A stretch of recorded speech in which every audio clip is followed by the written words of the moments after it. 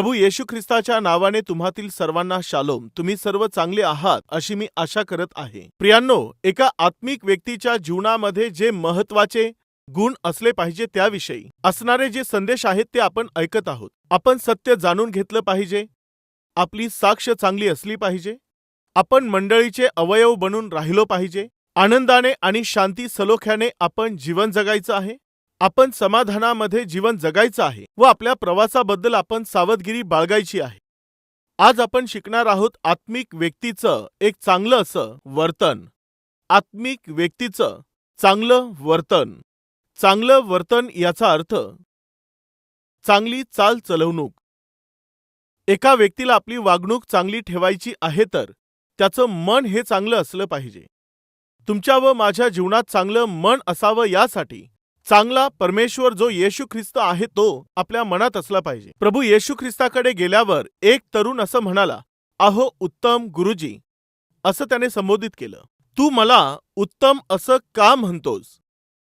केवळ एक परमेश्वरच उत्तम आहे. त्याने येशू ख्रिस्ताला उत्तम गुरु अशा प्रकारे संबोधलं. उत्तम हा केवळ परमेश्वरच आहे. मग येशू ख्रिस्ताला उत्तम असं संबोधण्याचं कारण काय होतं? कारण की तो परमेश्वर होता.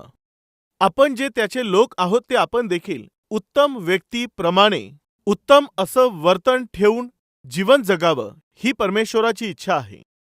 उत्तम असं वर्तन म्हणजे चांगली वागणूक, म्हणजेच धार्मिकतेचं वर्तन ठेवणं. एकेकाळी आपण अधर्माचं जीवन जगलो, परंतु प्रभू येशू ख्रिस्ताने आपल्या रक्ताद्वारे आम्हाला धुवून आपल्याला पवित्र केल्यामुळे आपल्याला धार्मिक बनवण्यात आलं आहे. ख्रिस्ताच्या रक्ताद्वारे धुण्यात आलेल्या प्रत्येक व्यक्तीला धार्मिक बनविण्यात आलेलं आहे. ही परमेश्वराने आपल्यावर केलेली कृपा आहे. धार्मिकतेने जीवन जगणारे आपण नीतिमान आहोत हे कसं समजून येईल?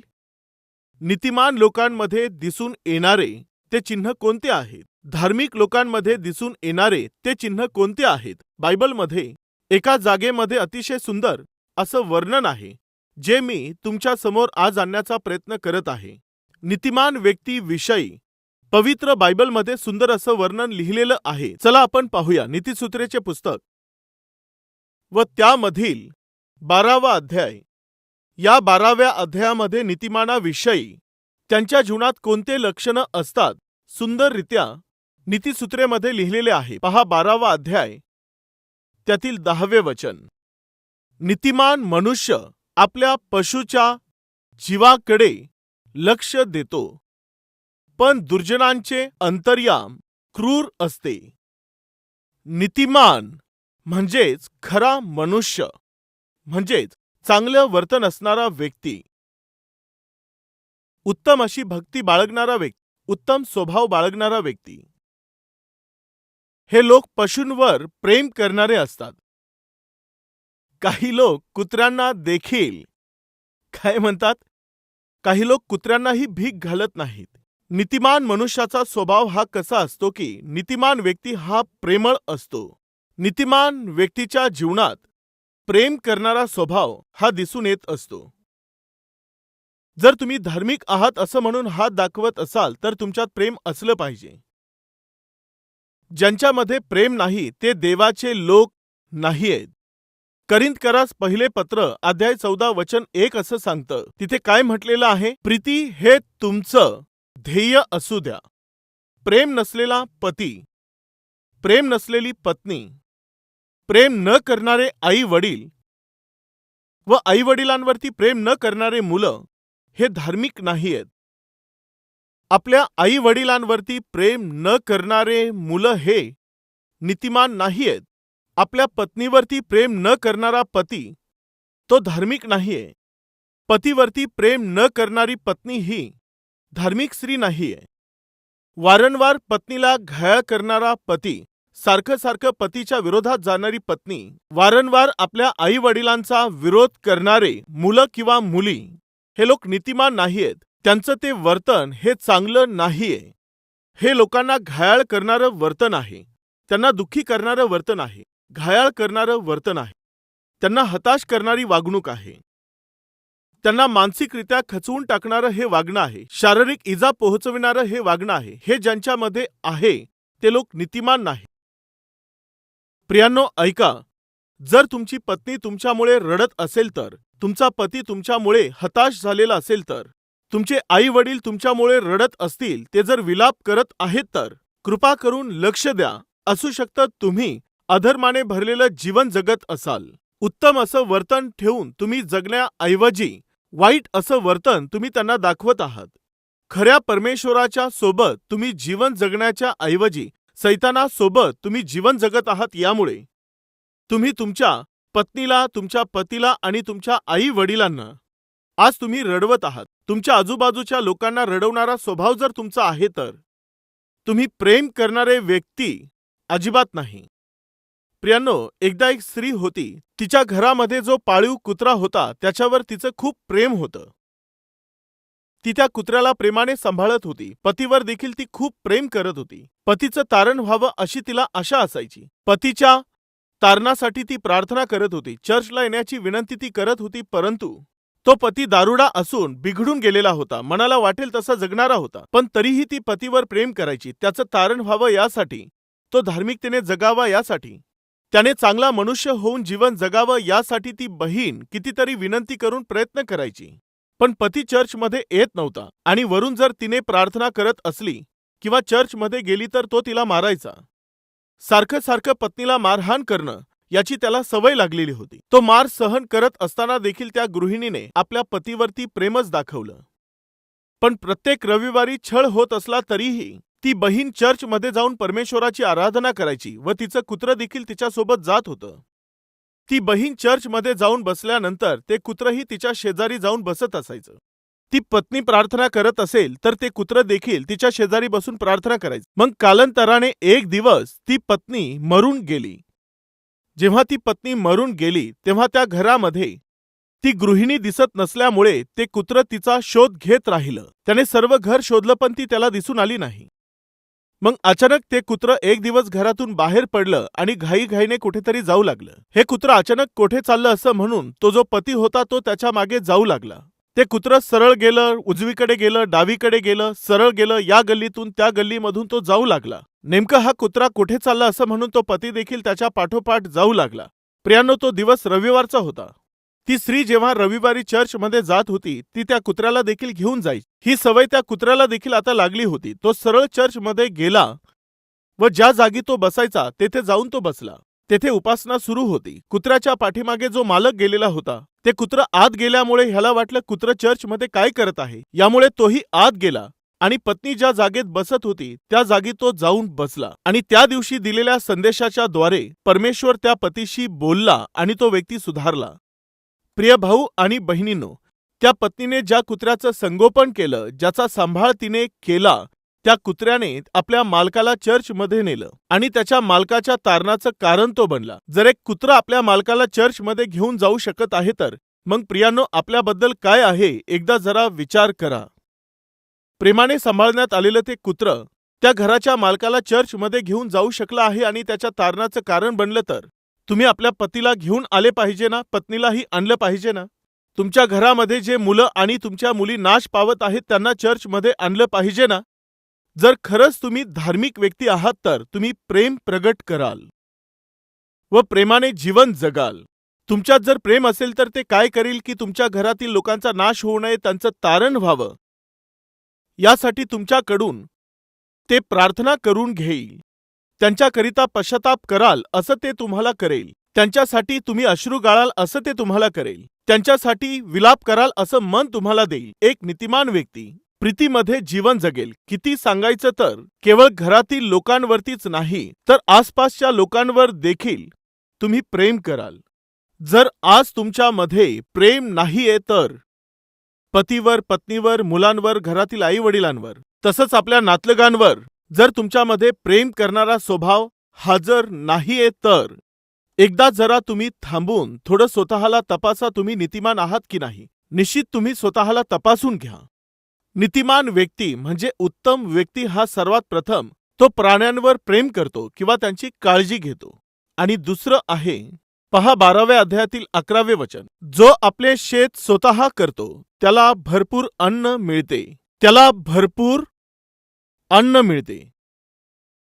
जो आपले शेत स्वतः करतो त्याला काय मिळतं? त्याला भरपूर अन्न मिळतं.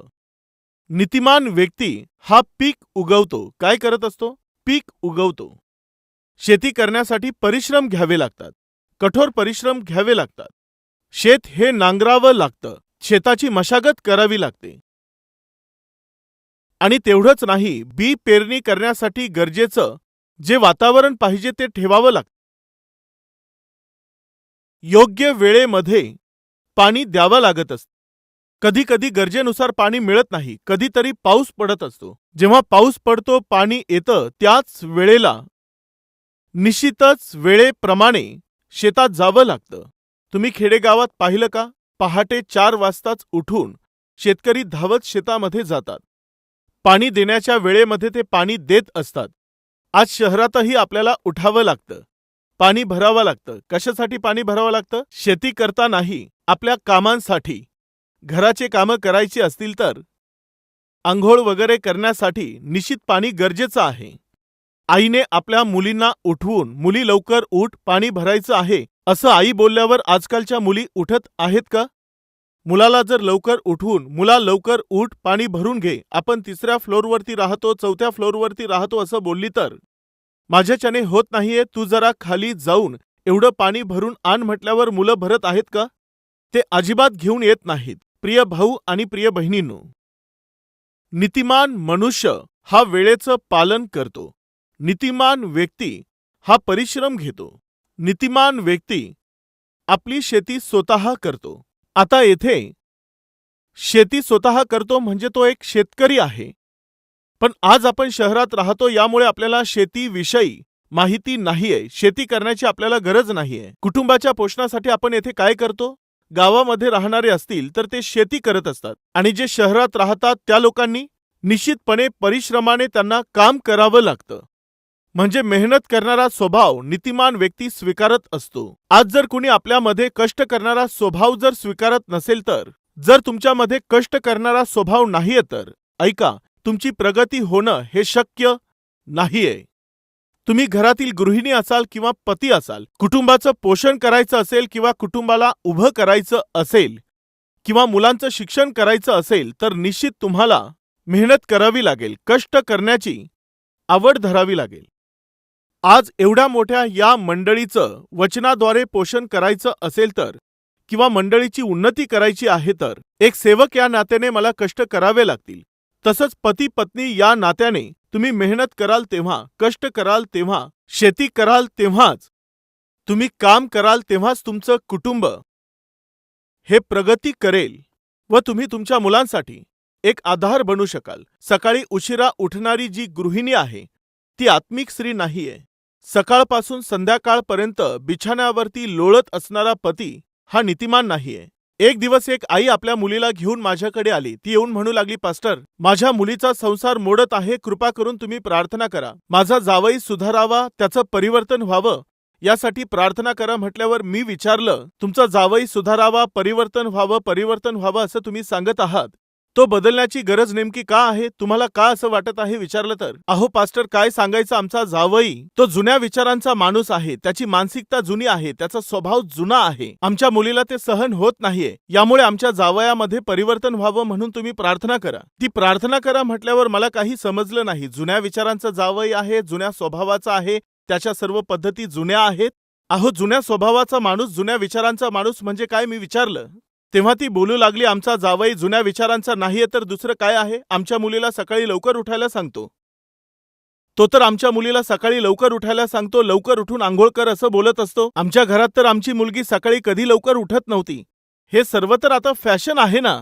ती कधी स्कर्ट, कधी फ्रॉक, हे सर्व घालत असायची. आता तो साडी घालायला सांगत आहे आणि सकाळीच उठून आंघोळ कर असं तिला सांगत आहे. तिला तर आम्ही कधीच घरी आंघोळ करण्याचा दबाव टाकला नाही. हा जुन्या विचारांचा माणूस नाही तर दुसरं काय आहे? तिला म्हणतो स्वयंपाक बनव. आम्ही तर आमच्या मुलीला कधी स्वयंपाकघरात येऊ देखील दिलं नाही. आम्ही कितीतरी प्रेमाने तिला सांभाळलं. असं सर्व सांगून तो जुन्या विचारांचा माणूस आहे, त्याचे जुने विचार आहेत, आमचा जावई सुधारावा असं ती बोलत होती. तेव्हा मी तिला म्हटलो, तुमच्या जावयाला सुधारण्याची गरज नाही, तर तुम्ही सुधारले पाहिजे. तुमच्यामुळेच तुमच्या मुलीचा संसार मोडत आहे. मुलीला जन्म दिला आहे तर मुलीला संस्कार तुम्ही शिकवायचे आहेत. तिला सभ्यता शिकवायची आहे, तिला शिस्त शिकवली पाहिजे, घरातील स्वयंपाक करणं शिकवलं पाहिजे. गृहिणी बनणं याचा अर्थ स्विगीवरती ऑर्डर देणं नसतं, ऑनलाईन ऑर्डर करून जेवण मागवायचं हे नसतं. घरामध्ये व्यवस्थित प्रकारे घरकाम करून, स्वयंपाक करून, उद्याच्या दिवशी मुलांना जन्म घालण्याद्वारे त्या मुलांचा सांभाळ करायचा आहे, त्या मुलांच्या जबाबदाऱ्या घ्यायच्या आहेत. ही जबाबदारी देवाने दिलेली आहे. यामुळे बायबल आपल्याला सांगतं, काय सांगतं? सद्गुणी स्त्री ती आपलं घर बांधिते आणि मूर्ख स्त्री ती आपल्या हातांनी ते पाडून टाकते. ती सांगत होती, मी मुलीला लाडामध्ये वाढवलं. आहेत का कुणी आपल्यामध्ये? मुलांना किंवा मुलींना खूप जास्त लाडात वाढवत आहे, त्यांना जबाबदारी शिकवत नाही, कष्ट करायला शिकवत नाहीत. त्यांना जबाबदारी न शिकवता त्यांचं पालन पोषण कराल तर उद्याच्या दिवशी तुम्हाला माहिती आहे काय होईल? जेव्हा त्यांचं लग्न लावून द्याल तेव्हा तुमचा हा लाड करणं त्यांच्या कुटुंबाच्या नाशाचं कारण बनेल. त्या जावयाची इच्छा काय होती? चांगल्या प्रकारे आंघोळ करून साडी घाल एवढी इच्छा होती. घरातील गृहिणीने सकाळीच उठून चांगल्या प्रकारे आंघोळ करून व्यवस्थित स्वयंपाक तयार करून जी व्यवस्थित कपडे घालते ती स्त्री सुंदर असते आणि तिचं घर देखील सुंदर राहतं. प्रिय भाऊ आणि बहिणींनो, लक्षपूर्वक ऐका. नीतिमान व्यक्ती सर्वात प्रथम तो प्रेमळ असतो. दुसरं, धार्मिक व्यक्ती हा मेहनती असतो. जर तो शेतकरी असेल तर तो शेती करेल, नोकरी करणारा असेल तर तो कष्ट करून आपलं काम करेल. जर तुम्ही कष्ट करून काम करणारे नाहीत तर तुम्ही आपल्या कुटुंबाचा न्याय करू शकणार नाही. जर तुम्ही परिश्रमाने काम करणारी गृहिणी नाहीत तर आपल्या कुटुंबाला तुम्ही घडवणार नाही. जर तुम्ही मेहनतीने अभ्यास करणारे स्टुडंट नाहीत तर तुम्ही तुमच्या आई वडिलांचं जे स्वप्न आहे ते अजिबात पूर्ण करणार नाही. यामुळेच सांगत आहे, कष्ट करून काम करा, मेहनत करून कष्ट घ्या. तेव्हा काय घडेल बायबलमध्ये आहे, चला पाहू. 12व्या वचनाची दुसरी लाईन, परंतु नीतिमानांचे मूळ फळ देते. काय देते म्हटलं आहे? नीतिमानांचे मूळ हे फळ देते. म्हणजे याचा अर्थ काय आहे? ते फलद्रूप होतात. तुम्ही पेराल तेव्हाच तर फळ येणार ना. तुम्ही मेहनत कराल, परिश्रम घ्याल तेव्हाच तुम्ही फलद्रूप होणार ना. कष्ट कराल तेव्हाच तुम्हाला फळ मिळेल, कष्टाचंच फळ मिळेल. नीतिमान व्यक्तीने परिश्रम घ्यायचे आहेत. प्रिय भाऊ आणि बहिणींनो, नीतिमान व्यक्तीचा स्वभाव काय आहे की कष्ट करणारा तो स्वभाव आहे. जर तुमच्यामध्ये कष्ट न करणारा स्वभाव आहे, जर तुमच्यामध्ये आळस भरलेला आहे, काम न करण्याचा स्वभाव असेल तर निश्चितच तुम्ही नीतिमान व्यक्ती अजिबात नाही. कारण स्तोत्र 128 मध्ये ही गोष्ट लिहिलेली आहे. चला आपण पाहूया. पहा त्या ठिकाणी स्तोत्र संहिता 128 व सुरुवातीचे 2 वचन. जो पुरुष परमेश्वराचे भय धरतो, जो त्याच्याच मार्गांनी चालतो तो धन्य. व त्यानंतर पुढे काय लिहिलेलं आहे? तू आपल्या शेजाऱ्यांच्या श्रमांचं फळ खाशील. असं बायबलमध्ये आहे का? शेजारी असं लिहिलेलं आहे का? तू निश्चित आपल्या श्रमाचे फळ खाशील, आपल्या श्रमाचे फळ खाशील, तू धन्य होशील, तुझे कल्याण होईल. मराठीमध्ये धन्य असं आलेलं आहे ना, इंग्लिशमध्ये ब्लेसेड म्हटलं आहे. याचा अर्थ काय आहे? आशीर्वादित केलेला. इंग्लिशचा आणखी एक अनुवाद काय सांगतो माहित आहे? हॅपीएस्ट मॅन म्हणजे धन्य. याचा अर्थ आहे आशीर्वादित झालेला. धन्य म्हणजेच आनंदाने भरून गेलेला. देवाची इच्छा आहे की तुम्हाला निश्चित आपल्या श्रमाचं फळ हे चाखता यावं.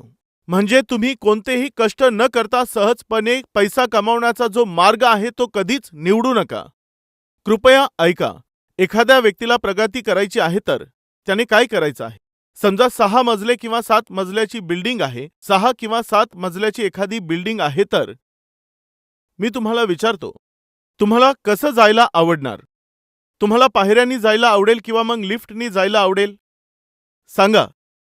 लिफ्टने जाण्याचा प्रयत्न करू, कारण की ते सोपं आहे, ते आरामदायक असतं. परंतु एक गोष्ट लक्षात ठेवा, जो पायऱ्यांनी वर जात असतो तो मध्येच थांबेल असं काही घडू शकत नाही. लिफ्ट ही बंद पडू शकते. जर समजा लाईट गेली तर आत हे लोक अडकून जाणार. आत्मिक जीवनामध्ये उंचीवरती जाण्यासाठी लिफ्ट सारखं असं काहीही नाहीये. आत्मिक जीवनामध्ये उन्नती करण्यासाठी, सेवेकार्यामध्ये प्रगती करण्यासाठी कृपा करून लक्ष द्या. कुठले हेलिकॉप्टर्स नाहीयेत, कोणते लिफ्ट नाहीयेत. जर कोणाला वर यायचं आहे तर निश्चित त्याने एक एक पायरी चढतच वरती यायचं आहे. खेदाची बाब आहे की आजकालच्या दिवसांमध्ये काही सेवकांना मी पाहत आहे, जे तरुण आहेत अशा काही सेवकांना मी पाहतो, त्यांना खूप लवकर वर यायचं असतं. अति लवकरच त्यांना उच्च स्थानामध्ये पोहोचायचं असतं, त्यांना नाव मिळवायचं असतं, मोठी मोठी सेवा करायची आहे, मोठ्या मंडळांची स्थापना त्यांना करायची असते. यासाठी वचनांवर येऊन अध्ययन न करता, आपल्या जीवनाला त्यावरती न घडवता, गुगलवरती जाऊन ते सर्च करण्याचा प्रयत्न करतात, तेथूनच संदेश मिळवतात. कोणीतरी दुसऱ्याने दिलेल्या संदेशाची कॉपी करतात आणि त्या कॉपी केलेल्या संदेशाद्वारेच हे लोकांना इम्प्रेस करण्याचा प्रयत्न करत आहेत. कृपया लक्ष द्या. पोल्ट्री फार्ममध्ये लोक काय करतात माहीत आहे? 2 महिन्यात कोंबडी अशी होण्यासाठी त्यांना इंजेक्शन्स देत असतात. अशा प्रकारे कमी वेळेमध्ये वजन वाढणाऱ्या त्या कोंबड्या कधीही निरोगी राहू शकत नाहीत. तशाच प्रकारे कमी वेळेमध्ये लिफ्ट प्रमाणे वर येण्यासाठी किंवा आशीर्वादित होण्याचा प्रयत्न करणारे लोक कधीही आदर्श ठरू शकत नाहीत. प्रिय भाऊ आणि बहिणींनो, कष्ट करून वर आल्याने त्या कष्टाप्रमाणे आपल्याला प्रतिफळ मिळेल. यांच्या त्यांच्या पोटावरती लात मारून वर येण्याचा जर प्रयत्न कराल तर तुमच्याद्वारे तुम्हालाच आशीर्वाद राहणार नाहीत. ही गोष्ट तुम्ही कधीही विसरू नका. तू आपल्या श्रमाचे फळ खाशील, तू सुखी होशील व तुझे कल्याण होईल. काय होईल म्हटलं आहे? हानी होईल की कल्याण होईल? तुझं कल्याण होईल. जे परिश्रम करतात त्यांचं भलं होईल. जे कष्ट करत नाहीत, उलट मार्गाने वर येण्याचा प्रयत्न करतात, त्यांची हानी होईल. कृपया हे सत्य तुम्ही समजून घ्यावं अशी मी प्रभूमध्ये विनंती करतो.